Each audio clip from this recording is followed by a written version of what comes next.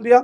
जो वंदे मातरम नहीं बोलेगा, जो हिंदुओं पे हमला करेगा, जो एकजुट होकर अपनी ताकत दिखाएगा, जनसंख्या बढ़ाएगा, देश की सारी फ्री सुविधाओं का लाभ लेगा और वो हमसे उम्मीद करे कि हम उसके साथ कोई मानवता का व्यवहार करेंगे, तो ये तो गलत बात हो गई। अरे बिजली के साथ तुम खिलवाड़ करोगे तो बिजली का तो काम है करंट मारना।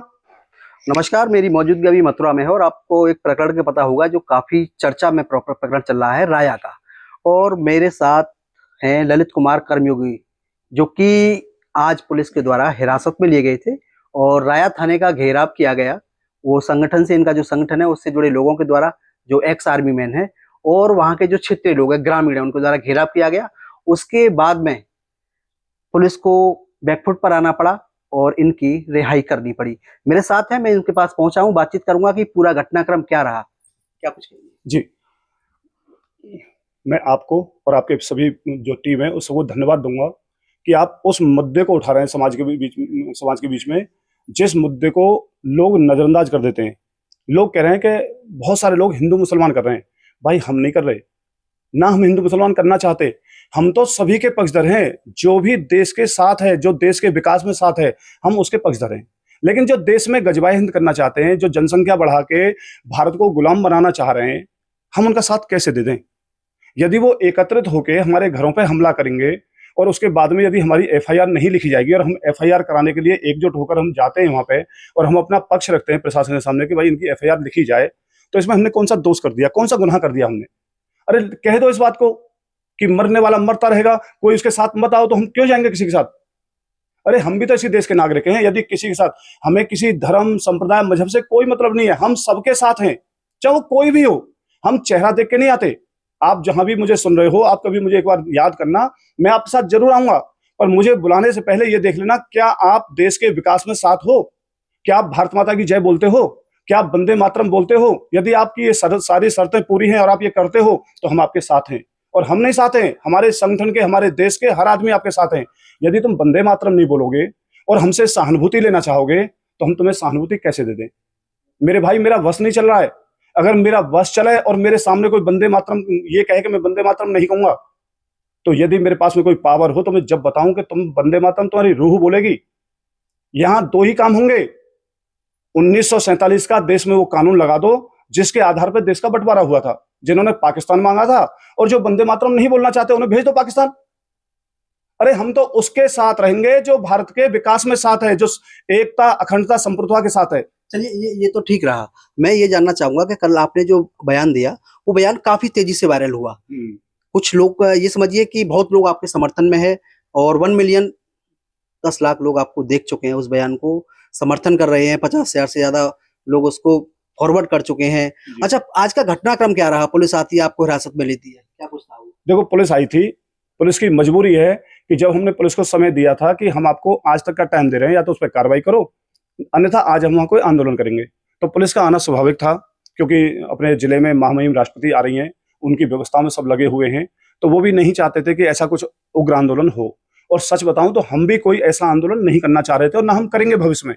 क्यों नहीं करेंगे? क्योंकि हम प्रशासन के साथ हैं। हम कोई गलत काम नहीं करना चाहते। बस हम तो प्रशासन से इतना सा निवेदन कर रहे हैं कि जिनका कसूर है, जिनने गलती की है, जिन्होंने हमारे पक्ष के साथ मारपीट की है, जिनके सिर फोड़े, उनको उठाओ और जेल में डाल दो, मारो तब उनके ऊपर। अरे आपके पास पावर है, आप क्यों नहीं कर रहे हो? और यदि आप ऐसा नहीं करोगे तो हमें मजबूरन ये काम करना पड़ेगा, हमें आंदोलन भी करने पड़ेंगे, क्योंकि संविधान कहता है कि यदि किसी के साथ कोई अन्याय हुआ है तो पूरा समाज एकजुट होकर अपनी बात रखो। तो भाई हम तो अपनी बात रखने आएंगे, और बात रखने आएंगे, और उसमें यदि भीड़ वहां ज्यादा होगी तो वो प्रशासन संभालेगा भीड़ को पानी पिलाना, भीड़ की बैठने की व्यवस्था करना, वो सब प्रशासन की जिम्मेदारी रहेगी, ना कि उस भीड़ के ऊपर कोई आक्रामक रुख अपनाना। आक्रामक नहीं अपना सकते, क्योंकि हम तो अपनी बात रखने जा रहे हैं, हमको लड़ने थोड़ी, हम तो खाली हाथ आएंगे। तुम तो हथियारबंद टोलियो, हम तुमसे लड़ना नहीं चाहते, ना हम लड़ सकते, क्योंकि हम एक अनुशासित सैनिक हैं।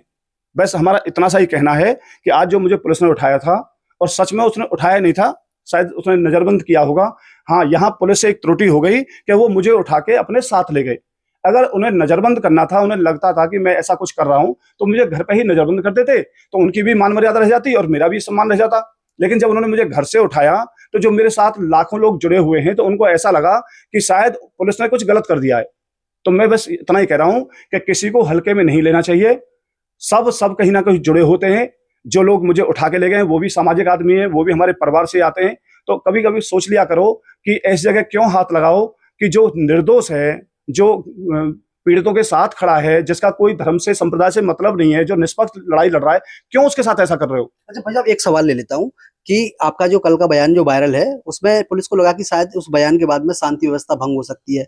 आपको कहा कि हाउस अरेस्ट मुझको कर लेना था, वहां नहीं ले जाना था, हिरासत में साथ ले गए, वो गलत हुआ, कोई दिक्कत नहीं, आप रिहा हो गए, मतलब हिरासत से छोड़ दिया गया आपको। अच्छा, उसमें आपने जो कल बयान दिया उसमें कहा है गजवाए हिंद, आपने एक बात कही है, आपने कहा है नसबंदी, ऐसे आपने शब्द बोले हैं। तो एक पक्ष का यह भी कहना है कि ऐसे जो बयान है वो भड़काऊ बयान है, ये बेमसता पैदा करने वाले हैं। यदि आपको ये मेरे भड़काऊ लगते हैं तो 1947 में जब देश आजाद हुआ था उस समय की एक वीडियो उठाना, जिन्होंने ये कहा है कि ये भड़काऊ बयान है, उनके बयान थे लड़के लिया है पाकिस्तान, हंस के लेंगे हिंदुस्तान। तो क्या ये भड़काऊ बयान नहीं है? जब 1947 में जिन्होंने हमसे पाकिस्तान ले लिया और उसके बाद में जो भारत में रह गए थे 9.8%, तो उन्होंने ये कहा था कि लड़के लिया है पाकिस्तान, हंस के लेंगे हिंदुस्तान। तो इससे ज्यादा भड़काऊ बयान क्या होगा? अरे मैंने कौन सा गलत बोल दिया?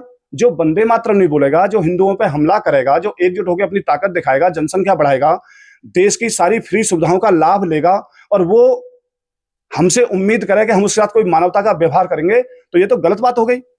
अरे बिजली के साथ तुम खिलवाड़ करोगे तो बिजली का तो काम है करंट मारना। हम तो सोए हुए शेर हैं, हम तो केवल ये चाहते हैं तुम भी जियो और हमें भी जीने दो। लेकिन यदि तुम हमसे हाथ लगाओगे और हमें तुम जगाओगे, हमारे तुम स्वाभिमान की तुम कुछ छेड़खानी करोगे, तो हम तुम्हें छोड़ेंगे नहीं, तुम्हारे बिलों में से निकाल लाएंगे। तुम चाहे कितनी ही संख्या बढ़ा लेना, याद रखना सुअरों की भी संख्या बहुत होती है। वो सुअर जंगल के राजा नहीं बन जाते, जंगल का राजा शेर ही होता है। तो भारत में शेर सनातनी है, क्योंकि भारत सनातन का है। जो लोग जनसंख्या बढ़ा के ये गुमराह हो रहे हैं कि हम अपने भारत को कभी ऐसा करेंगे, दिमाग से निकाल दो। जब तक योगी जी हैं, जब तक मोदी जी हैं, तुम्हारे तो बाप दादा क्या, कभी गलत विचार ले मत आना।